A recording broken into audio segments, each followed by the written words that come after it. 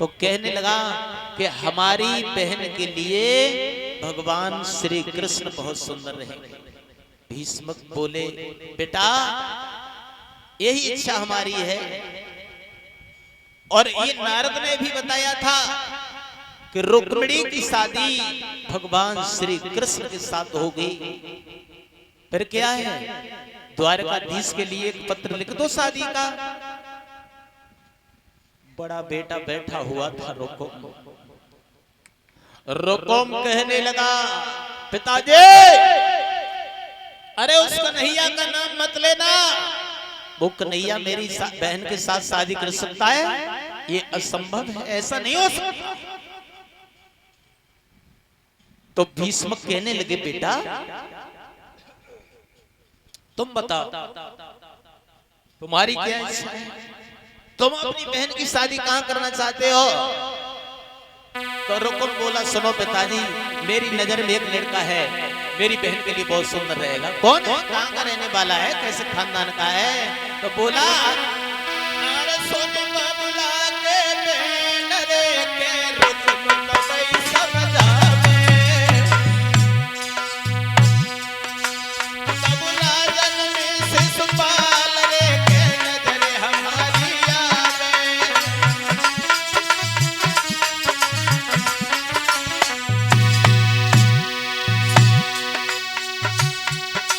मेरे पिता करो मेरा पैसा भी सब राजन में सिर मोर बड़ी ऊंची बाती गानी। मेरी बेना दुल्हे बने के सालो दूल्हा बने आवे, मेरी बेना दुल्हे बने के सालो।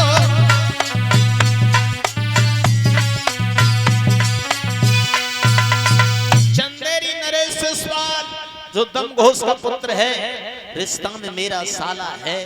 साला है तो क्या हुआ, वो बहुत बड़ा पैसे वाला है, बहुत दिल वाला है, उसके साथ हम अपनी बहन की शादी करेंगे। सोई भीष्म खोपड़ी को पकड़ के बैठ गए।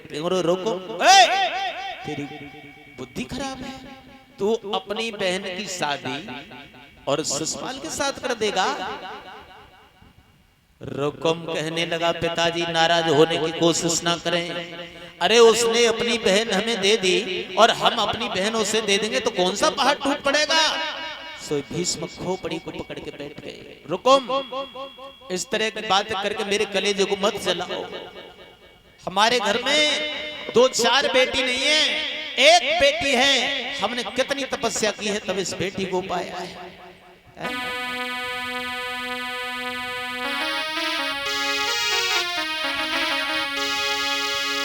भीष्म बोले बेटा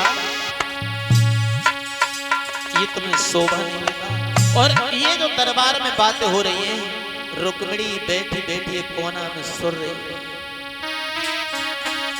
बोले भीष्म आंखों में आंसू भर गए।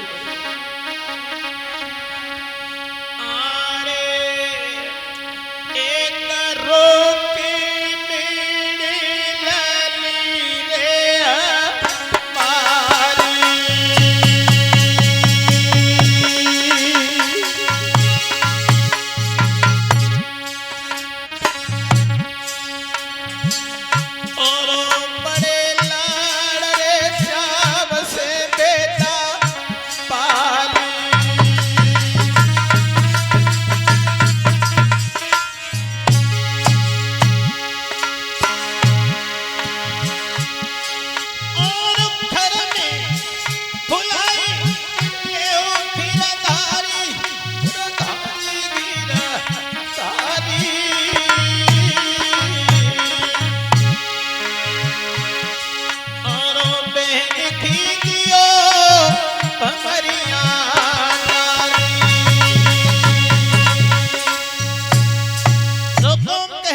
पिताजी उस कन्हैया का नाम मेरे सामने मत लेना।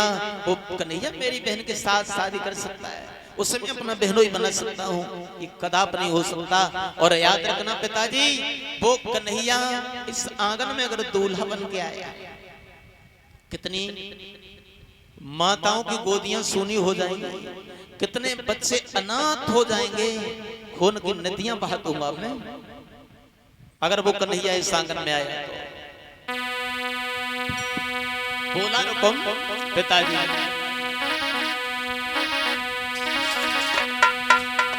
मेरे सामने ओ बाबुल